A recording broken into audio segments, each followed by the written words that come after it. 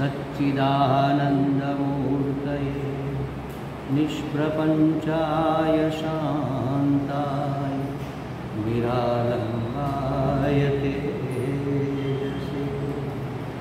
ॐ भद्रन्नो अपि वातयमनः।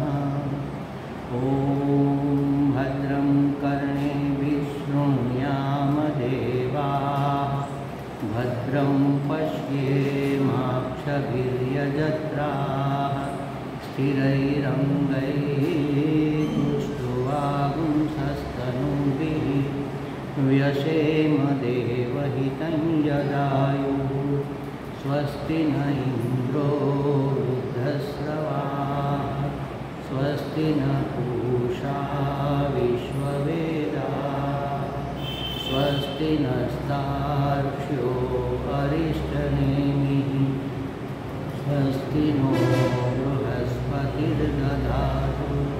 ॐ शान्ति शान्ति शान्तिः। ॐ सहना भवतु सहनौ भुनक्तु सह वीर्यं करवावहै तेजस्विनावधीतमस्तु मा विद्विषावहै। ॐ शान्ति शान्ति शान्तिः। हरिः ॐ श्रीगुरुभ्यो नमः। हरिः ॐ। तो पहले 4 मंत्रों का पाठ करेंगे, फिर इसको समझने का प्रयास करेंगे। मेरे साथ आप भी उच्चारण करना। ओम अथ कैवल्योपनिषद अथ आश्वलायनः भगवन्तं परमेष्ठिनम् उपसमेत्य उवाच। अधीहि भगवो ब्रह्मविद्यां वरिष्ठां सदा सद्भिर्सेव्यमानां निगूढां यया चिरात् सर्वपापं व्यपोह्य परात् परं पुरुषं याति विद्वान्। तस्मै स होवाच पितामहस्य श्रद्धा भक्तिध्यानयोगादवैः न कर्मणा न प्रजया धनेन त्यागेनैके अमृतत्वमानशुः। परेण नाकं निहितं गुहायां विभ्राजते यद्यतयो विशन्ति।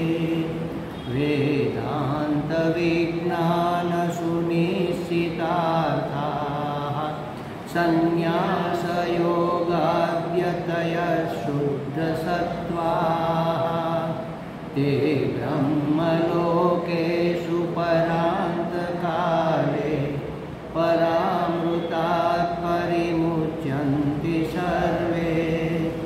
विविक्तदेशे च सुखासनस्थः शुचिः समग्रीव शिरःशरीरः। अत्याश्रमस्थसकलेन्द्रियाणि निरुध्य भक्त्या स्वगुरुं प्रणम्य हृत्पुण्डरीकं विहृतं विशुद्धं विचिन्त्य मध्ये विशदं विशोकम्। हाँ, तो क्या कहते हैं कि अगर हमें उस ब्रह्म विद्या की प्राप्ति करनी है जो सर्वश्रेष्ठ है, जिसको सद्भिः सत्पुरुष जिसका नित्य सेवन करते हैं और जिसको प्राप्त करते ही सर्व पापम व्यपोह्य सभी पाप तुरंत अचिरेण बिल्कुल समय व्यय किए बगैर तत्काल नष्ट हो जाते हैं।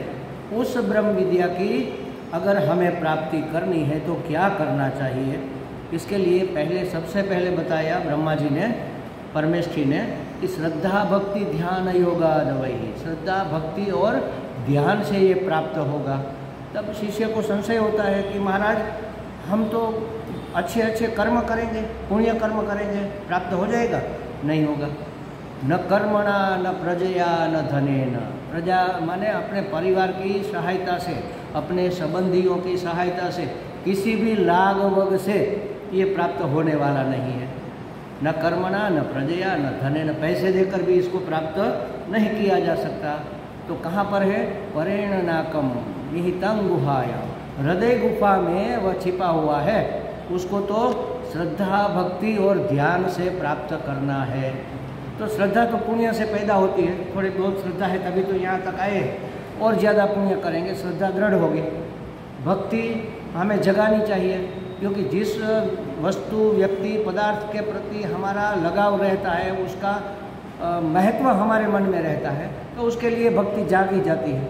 अब ध्यान क्या कैसे करें, तो उसकी विधि अब ये 5वें मंत्र में बताई जा रही है कि ध्यान के लिए क्या तैयारी करनी चाहिए।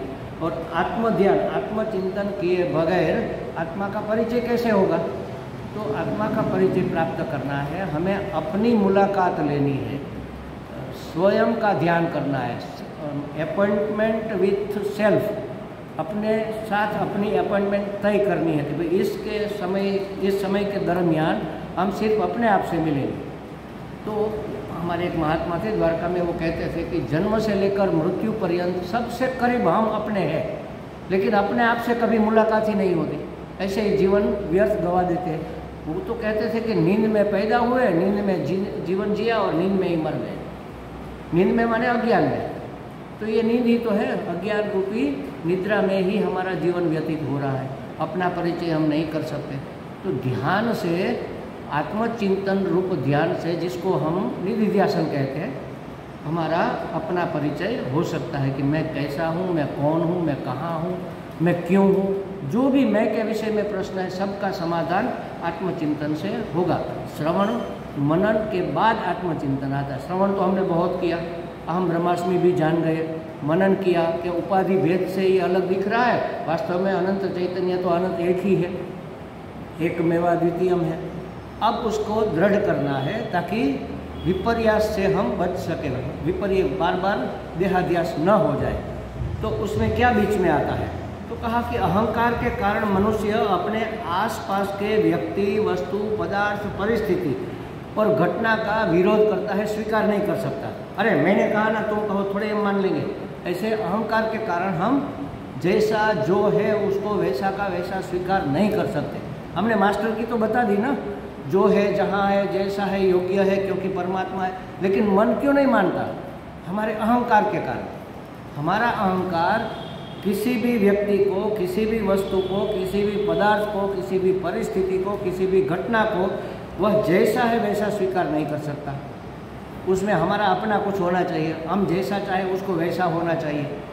हम सामने वाली परिस्थिति को बदलने का, सामने वाले व्यक्ति को बदलने का प्रयास करते हैं कि नहीं, इसको ऐसा होना चाहिए, ऐसा नहीं होना चाहिए, ऐसा करना चाहिए, ऐसा नहीं करना चाहिए। अरे भाई, जो जैसा है उसको वैसा रहने देने की स्वतंत्रता हमें देनी चाहिए। हमें क्या अधिकार है किसी को परिवर्तित करने का? हमारे मन के अनुसार परिवर्तित, वो अच्छा है बुरा है वो तो अलग बात है, लेकिन हम पूरी दुनिया को, पूरे जगत को अपने मन के अनुसार बदलने का प्रयास करते हैं। क्यों? अहंकार के कारण। ये अहंकार ही सबसे बड़ी बाधा है। ऐसा होना चाहिए, ऐसा नहीं होना चाहिए, ये सब बकवास अहंकार ही करता रहता है। जब कुदरत के सभी तत्व, आकाश, वायु, अग्नि, वो कभी किसी में भेदभाव नहीं करते, तो हम भेदभाव क्यों करें? वो सबका स्वीकार करते हैं। अच्छे लोग को भी प्रकाश मिलता है कि नहीं मिलता? उसको भी वायु मिलती है, बुरे लोग को भी मिलती है। बारिश हमारे घर पर आएगी तो हमारे पड़ोस में जो बुरा आदमी है उसके घर पर भी आएगी। पानी उसके लिए भी, उसकी प्यास भी बुझाएगा। पवन हमें भी ठंडक देगा, उसको भी देगा। जब कुदरत के मूल तत्व किसी का विरोध नहीं करते तो हमें भी सब एलिमेंट्स को इस सृष्टि के प्रसाद के रूप में स्वीकार करना चाहिए। भगवान का प्रसाद है, ये किसने बनाया, ये कहाँ से आया सब? हम जब पूजा करते हैं ना तो भगवान के पास वो रख देते हैं प्रसाद के रूप में। उसको प्रसाद नहीं कहते, जब रखते हैं तब उसका नाम है नैवेद्य। और जब पूजा खत्म होने के बाद हम लेते तब प्रसाद होता है। हमने भगवान के सामने नैवेद्य रखा, पूजा के बाद वह क्या हो गया? प्रसाद। क्यों? क्योंकि भगवान के पास से आया हुआ है। तो ये पूरी सृष्टि कहाँ से आई है? भगवान से ही तो आई हुई है ना, तो भगवान का प्रसाद है। प्रसाद समझकर हमें सभी परिस्थितियों का, सभी व्यक्ति, वस्तु, घटनाओं का, पदार्थों का स्वीकार करना चाहिए। अगर हम प्रसाद समझेंगे तो स्वीकार होगा, वरना हमारा अहंकार बीच में आएगा। अगर प्रसाद मानेंगे तो उसके प्रति रुचि अरुचि नहीं होगी। हमने प्रसाद लिया, उसमें एक मूंगफली का दाना कड़वा आ गया, तो फिर क्या करेंगे? थू थू नहीं करेंगे, उसको भी खा जाएंगे, क्योंकि ये प्रसाद से उसका तिरस्कार नहीं किया जाता। तो वो खाते हैं, या तो देखते ही पता चला कि अरे ये तो सड़ा हुआ है, अब कैसे खाएं, तो उसको हम क्या करेंगे? तुलसी के क्यारे में रख देंगे, या तो बिल्ली का जो पेड़ है उसके पाँव में रख देंगे, फेंक नहीं देंगे। ऐसे पवित्र जगह पे उसका विसर्जन करेंगे, या तो नदी में पधरा देंगे, गंगा में पधरा देंगे। अगर खाने लायक नहीं है, हमें लगता है कि इसमें तो कीड़ा पड़ा है तो ये कैसे खाए, तो उसका तिरस्कार नहीं किया जाता। तो इस तरह से अगर ये सब पूरा का पूरा विश्व परमात्मा का प्रसाद है, ऐसा अगर हम मानेंगे तो हमारा अहंकार बीच में नहीं आएगा। देखो, शास्त्र हमारे रोग का निदान करता है कि ये अहंकार के कारण है, और उस निदान का उपचार भी करता है कि इसको प्रसाद समझो, ताकि तुम्हारे रोग का उपचार हो जाए। अगर ऐसा करेंगे तो ही होगा। तो एक के बाद एक सब अवस्थाएं बताई गई यहाँ पर। विविक्त देश, एकांत प्रदेश में, एकांत समय में सुखासन में बैठकर शरीर को सीधा रखकर फिर भगवान का ध्यान करना चाहिए। आगे का मुद्दा है अत्याश्रमस्थ, सभी आश्रमों से मुक्त होकर। 4 आश्रम है। ब्रह्मचर्य आश्रम, विद्या प्राप्त करते हैं उसको ब्रह्मचर्य आश्रम पढ़ते हैं तब, फिर गृहस्थाश्रम, फिर वानप्रस्थाश्रम, और अंत में संन्यास आश्रम। तो सभी आश्रमों का त्याग क्यों किया? ऐसा क्यों कहा? क्योंकि हर एक आश्रम की अपनी एक भूमिका होती है, हर एक आश्रम का अपना एक दायित्व होता है, कर्तव्य होता है। गृहस्थी है तो उसको कमाना पड़ेगा, परिवार का, समाज का भरण पोषण करना पड़ेगा, ये सब उसका दायित्व है। ब्रह्मचारी है तो उसको डेली त्रिकाल संध्या करनी चाहिए, उसको अध्यापन से कभी मुंह नहीं मोड़ना चाहिए। कहते हैं ना वो स्वाध्याय माँ प्रमदितव्य, स्वाध्याय कभी नहीं छोड़ो, इसमें प्रमाद मत करो, ये उसका कर्तव्य है। और वानप्रस्थ है तो हमेशा सतत उपासना में रत रहना चाहिए, उपासन, परमात्मा के नज़दीक बैठे रहना चाहिए मन से। और सन्यासी है तो उसके भी कुछ नियम है, वो परिव्राजक होना चाहिए, संग्रह न करे, कर्तृत्व भोक्तृत्व को छोड़ दे, अपने अहंकार को गला दे, ये उसका भी कर्तव्य है। तो ध्यान जब करने बैठते हैं तब ये सभी भूमिकाओं को छोड़ दे। न तो हम गुरु है, न शिष्य है, न पिता है, न पुत्र है, न वानप्रस्थी है, न गृहस्थी है।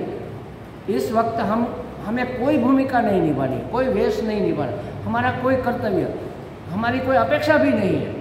हमारा कर्तव्य नहीं है तो हमारी किसी से अपेक्षा भी, जहाँ अपेक्षा होती है वहाँ कर्तव्य रहता है। हम अपेक्षा करेंगे कि पड़ोसी हमारे साथ अच्छा व्यवहार करे, तो हमारा कर्तव्य भी है कि हम भी उसके साथ अच्छा व्यवहार करें। कोई हमें कुछ दे, अगर हमें लेना है तो हमारा कर्तव्य है कि हमें भी कुछ देना पड़ेगा, देना चाहिए। घर में रहते हैं तो घर की कुछ जिम्मेवारी होती है, इसीलिए तो वानप्रस्थ जब होते हैं तो वन में चले जाते थे। वरना क्या होता है, घर वाले कुछ न कुछ तो लपेट लेंगे, कुछ किसी न किसी काम में तो लगा देंगे। मैं जब साधना करता था तब ये 1-2 घटना ऐसी बनी थी, मैंने बताया भी था आपको शायद, कि सुबह में 7 बजे मैं थोड़ा फ्री हो जाता था, तो नाश्ता करने के लिए ऊपर गया तो हमारी वो जो बिटिया है उसने कहा, बाबूजी आप फ्री है? मैंने कहा हाँ बिल्कुल।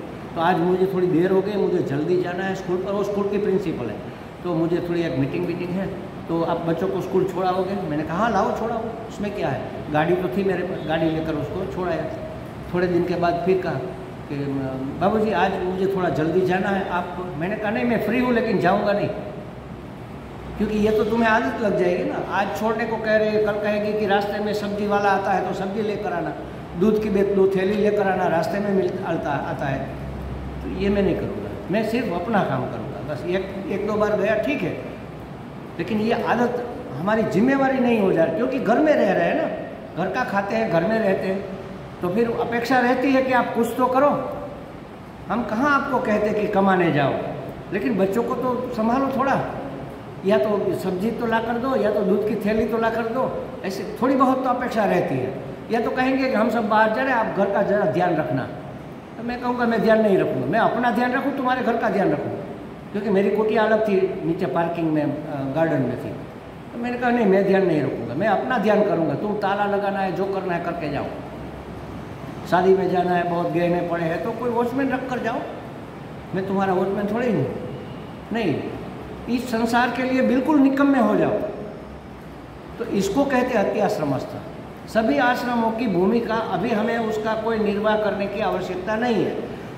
हम क्या करते हैं, जब बैठते हैं ना, तो मन में विचार क्या आता है, इसी वेश के विचार आते हैं कि इसके बाद हमें ये करना है, इसके बाद वो करना पड़ेगा, पड़ोसी से ये बात हो गई तो ज़रा उसको मिल लेते हैं, उसके यहाँ शादी है तो ज़रा उसको ज़रा ऑफ़र कर देते हैं कि भाई हमारे जैसा कोई काम हो तो बता देना।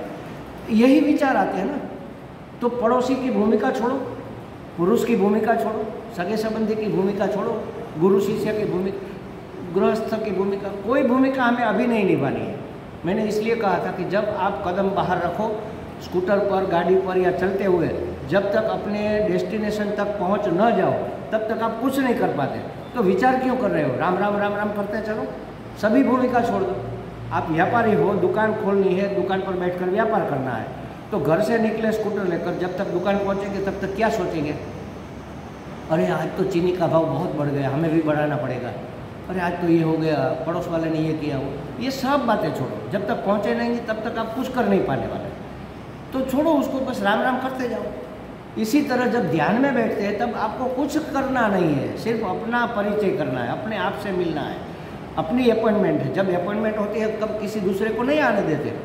हमने अपॉइंटमेंट ली कि भाई 4 बजे हम आपको मिलने आएंगे, तो फिर किसी और ने पूछा कि हम आपको मिलने आए, तो आप क्या कहेंगे कि नहीं आप बाद में आना, स्वामी जी आने वाले हैं।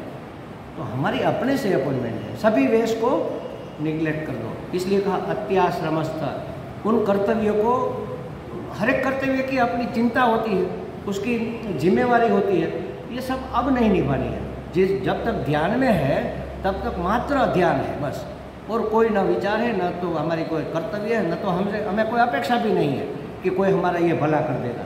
इस समय कुछ नहीं, तभी ध्यान होगा। सभी वेशों से, सभी भूमिकाओं का त्याग करके हमें अभी भूमिका कोई नहीं निभानी है, उसकी कुछ आवश्यकता भी नहीं है, उसकी चिंता भी नहीं है, उसकी कोई समस्या भी अभी हमें सोल्व नहीं करनी है, सबको छोड़ दो। अभी तो मात्र हमें अत्याश्रमस्थ, अत्याश्रम हम वैसे तो कहते हैं परमहंस परिव्राजक को, लेकिन इस समय हम सब सन्यासी है, समझ लो, सब छूट गया, सबका त्याग हो गया। बस आधे घंटे के लिए सन्यासी होकर बैठ जाओ, मतलब सबका त्याग करके बैठ जाओ। न कर्तव्य है, न कोई अपेक्षा है, न कुछ प्राप्त करना है, न कुछ सिद्ध करना है कि अरे देखो हम कितने बड़े ध्यानी, हमें सिद्ध नहीं करना है। न तो हमें स्वर्ग लोक प्राप्त करना है, न तो हम यश पद प्रतिष्ठा प्राप्त, इसके लिए ध्यान है ही नहीं। ध्यान से पुण्य की प्राप्ति होगी, किसी अच्छे लोक में हमारा निवास होगा, हमारा यश बढ़ेगा, हमें इस वस्तु की सिद्धि प्राप्त हो जाएगी, उसके लिए ध्यान नहीं है। सिर्फ आत्मनिरीक्षण के लिए ध्यान है, अपना परिचय प्राप्त करने के लिए, अपने आप पर पड़े हुए अज्ञान का आवरण हटाने के लिए कि मैं देह हूँ, मैं पिता हूँ, मैं पुत्र हूँ, मैं सन्यासी हूँ, ये सब आवरण पड़े, इसको हटाकर अपने आप को देखना है कि वास्तव में मैं कैसा हूँ। तो इस तरह से सभी आश्रमों की जिम्मेवारी छोड़कर हमें ध्यान में बैठना चाहिए। कैसे बैठना, आसन वासन सब की बात हो गई, अब ये मन की बात हो रही। मन से सभी आश्रमों का त्याग कर दिया, अब बिल्कुल क्या कहते हैं, निराश्रित होकर, निराश्रित, किसी के आश्रय नहीं, हमारा कोई आश्रय नहीं, ऐसे बैठकर हमें ध्यान करना है। फिर क्या करना है, आगे कहते हैं सकलेंद्रिय निरुद्ध्य, सकलेंद्रियाणि निरुद्ध्य, बस सभी इंद्रियों का निरोध कर दो। निरोध माने उसका संयमन नियमन दोनों करना है, उसको संयम में रखना है और एक नियम में बद्ध करना है कि जब तक हम ये कर रहे हैं तब तक हम ऐसे रहेंगे, जब तक हम ये कर रहे हैं तब तक हम ऐसे रहेंगे। जो भी एक पोस्टर निश्चित कर लिया, धीरे से अपनी आंख बंद कर लेना है।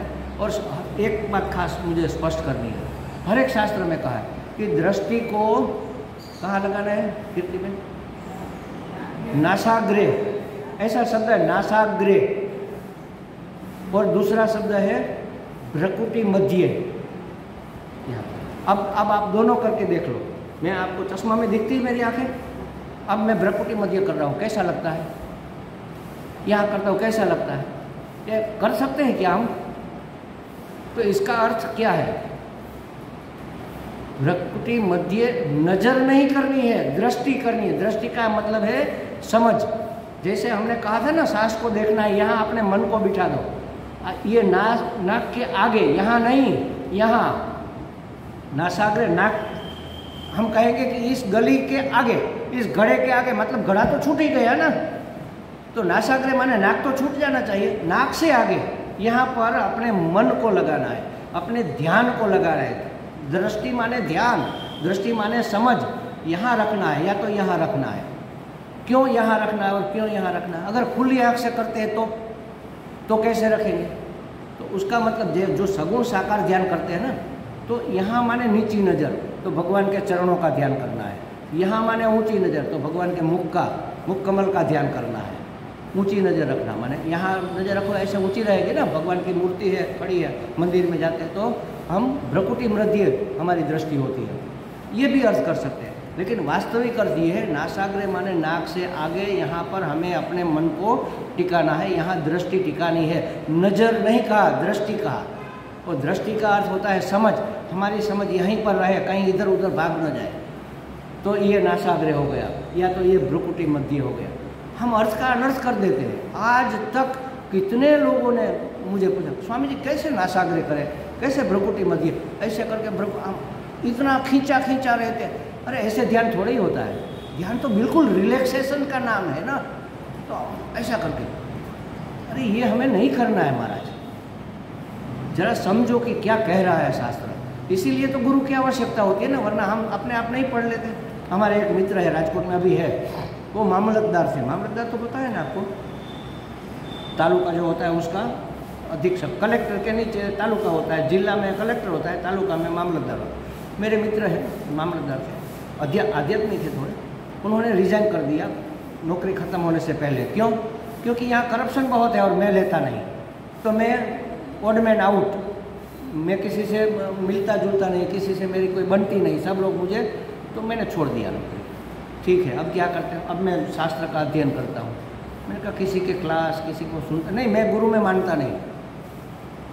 आज तक वहीं घूम रहे हैं ऐसे कोल्हू के बैल की तरह, बिना किसी समझदार। गुरु का मतलब ये नहीं है कि आप उसके शरणागत हो जाओ। कोई भी महात्मा, कोई भी व्यक्ति जो है अभी, जो नहीं है, उसको सुनो, वो समझाएंगे शास्त्र। अपनी समझ में आना होता तो अब तक आ गया होता ना, तब तो सब मुक्त। हम सब PhD किए हुए हैं, सब पढ़े लिखे ग्रेजुएट हैं, अपने आप नहीं हो जाएंगे क्या? ये अपने आप होने वाली बात नहीं है महाराज। समझ जिन्होंने प्राप्त की है उसकी समझ का हमें सदुपयोग करना है, उसके शरणागत। अर्जुन जैसा अर्जुन कहता है कि भगवान मैं आपकी शरण में हूँ, मुझे साधो। या वह मंत्र लिखा हुआ है ना, सूत्र लिखा हुआ है कृष्ण का जो फोटो है युद्ध में, फिर अंत में भगवान कहते हैं सर्वधर्मान परित्यज्य मामेकं शरणं व्रज। अब तक जो बात अगर समझ में आ गई हो तो सब छोड़ दो और मेरी शरणागति को स्वीकार करो। मेरी शरणागति माने मैं माने आत्मा, और शरणागति माने जो है जहाँ है वो स्वीकार करो, इसी का नाम शरणागति है। और जैसा है वैसा स्वीकार करो, उसकी योजना का यही शरणागति है। वास्तविक शरणागति यही है। तो कहते हैं कि अभी हमें कोई भूमिका निभानी नहीं है, सकल इंद्रियों को हमें नियम में रखना है, भ्रूमध्य रखना है, और इंद्रियों की सभी प्रवृत्तियों को छोड़ देना है। आँख को तो हम बंद कर लेंगे, धीरे से आँख बंद कर लेंगे, लेकिन मन का क्या करें, घ्राण का क्या करें? तो कहते हैं कि भ्रूमध्य दृष्टि रखकर घ्राण से सुगंध परखने का प्रयत्न नहीं करना है। सुगंध तो आएगी, हम ध्यान करने बैठे और किसी ने वहाँ छम करके झोंक लगाई तो खुशबू तो आएगी ना, लेकिन उसको परखना नहीं, हमें उसके पीछे नहीं जाना। अरे ये क्या हुआ, दाल बनाई या दाल बाटी बन रही है या कुछ क्या बन रहा है, या दाल ढोकरी बन रही है, पहचानने का प्रयत्न नहीं, उसको छोड़ दो। बस आ गई, आकर चली गई, बस वो जाने के लिए आई है, रुकने के लिए हम उसको पकड़ कर रोक लेते हैं। तो खुशबू को, सुगंध को पहचानने का घ्राण से प्रयत्न नहीं करना है, उसको छोड़ देना है, उस प्रवृत्ति को। और मन में कुतूहल रहता है कि क्या हुआ क्या हुआ, तो मन की कुतूहल वृत्ति को भी छोड़ देना है। ये सब छोड़, कान से सुनने का प्रयत्न छोड़ देना है। धीमी धीमी आवाज़ आ रही है तो हम प्रयत्न करते क्या हो रहा है, कौन बोल रहा है, किसकी आवाज़ है, फट ऐसी आवाज़ आई तो क्या हुआ, पटाखा फूटा या किसी के साइकिल में पंचर हो गया, क्या हुआ, पहचानना नहीं है हमें, हमें अपना काम करना है। ये है इंद्रियों का नियमन, उसको संयम में रखना है, नियमन में रखना है। मन बार बार जिज्ञासा करता है कि क्या हुआ, तो उसको भी इधर उधर विषयों में नहीं जाने देना। सब इंद्रियों को निश्चेष्ट, कोई चेष्टा न करे ऐसी कर देना है, लेकिन सोने नहीं देना है, उसको जागृत रखना है। आंख बंद कर ली तो सो गए, चलो आंख देखना नहीं तो क्या करेंगे, सो जाएंगे। सोना नहीं है, आंख बंद करके जागना है, कान बंद करके भी जागना है। सभी इंद्रियों को, मन भी कहीं आने जाने नहीं देना है। नींद आएगी अगर ऐसा करेंगे तो, लेकिन जागृत रहना है, यही साधना है। ये तो तैयारी है, समझ लो। इंद्रियों को संयम में, नियम में रखना, ये तो सिर्फ तैयारी है। वास्तव में करना क्या है, ऐसी स्थिति में हमें जागृत रहना है, ये करना है। हमें प्रमाद न घेर ले, हमें नींद न आ जाए, हमें आलस्य न आ जाए। इसलिए ये पोस्टर बताया ना कि सीधे बैठो, रीढ़ की हड्डी सीधी रखो, इधर उधर झुकेंगे नहीं, और इस तरह से अपनी इंद्रियों को वश में करो। और इसके बाद भक्त्या स्वगुरु प्रणम्य, फिर अपने सदगुरु को भक्तिपूर्वक प्रणाम करके चिंतन शुरू करो। अब यहाँ गुरु कहाँ से आ गए, भाई हम ध्यान कर रहे हैं, यहाँ गुरु की क्या आवश्यकता है। तो कहते हैं कि बिना गुरु के प्रति, अगर गुरु के प्रति हमारी बुद्धि में श्रद्धा नहीं है और हृदय में प्रेम नहीं है तो ध्यान होना असंभव है। किसका ध्यान करना है, आत्मा का करना है ना, तो आत्मा की पहचान ही नहीं होगी, ध्यान कैसे करेंगे। मैं कहूँगा, अभी आपको कहूँ कि चलो एक अफ्रीका का एक जंगल है, वहाँ एक स्थान है, वहाँ एक गोगो गुगई है, उसका ध्यान करो। अब क्या करेंगे, अफ्रीका याद आया, जंगल भी याद आया, लेकिन गोगो गुगई क्या है, इसका तो कोई, स्वामी जी वो क्या है, पशु है, पक्षी है, नहीं पशु पक्षी नहीं है, तो क्या है, वो फल है, फूल है, नहीं वो फल फूल भी नहीं है, तो क्या वो नदी है, तालाब है, क्या है, वो भी नहीं, तो है क्या, हम किसका ध्यान करें, जंगल का थोड़ी करना है, जंगल में वो है, तो जिसका हमें परिचय नहीं उसका ध्यान करेंगे कैसे। आत्मा का परिचय है क्या, नहीं है, तो कैसे करेंगे, गुरु की सहायता से। गुरु ने हमें जो समझाया है उस शास्त्र का अर्थ हमें अनुसंधान करना है। श्वेताश्वेतर उपनिषद में एक मंत्र आता है, देखो, यस्य देवे परा भक्ति यथा देवे तथा गुरु। जैसी हमारी ईश्वर में, हमारे इष्ट देव में भक्ति है, ऐसी ही भक्ति अगर हमारे गुरु प्रति हमारी होगी तो क्या होगा, तस्य ते कथिता ह्यर्थाः प्रकाशन्ते महात्मना। ऐसी भक्ति जिसके हृदय में है उसको महात्मा कहा, क्योंकि महान आत्मा का परिचय प्राप्त करना, ऐसे महात्मा के लिए सद्गुरु और शास्त्र अपना अर्थ स्वयं प्रकट कर देते हैं। आपको मेहनत नहीं करनी पड़ती, स्वयं अपना अर्थ प्रकट कर देते हैं। ये हमने कहीं पढ़ा नहीं कि नासाग्र दृष्टि का मतलब क्या होता है और भ्रुकु मध्य दृष्टि का अर्थ क्या, कहीं देखा नहीं, कहीं पढ़ा ही नहीं। ये अपने आप कैसे पता चला, ये गुरु कृपा, ये श्रद्धा, ये भक्ति काम करती है। एक घटना मेरे साथ घटी थी, बहुत पहले की बात है ये तो, जब मैंने नया नया संन्यास लिया, 1-2 साल हुए होंगे। हरिद्वार में वेदांत आश्रम में मेरा सत्संग चल रहा था, आत्मशतक इसके ऊपर।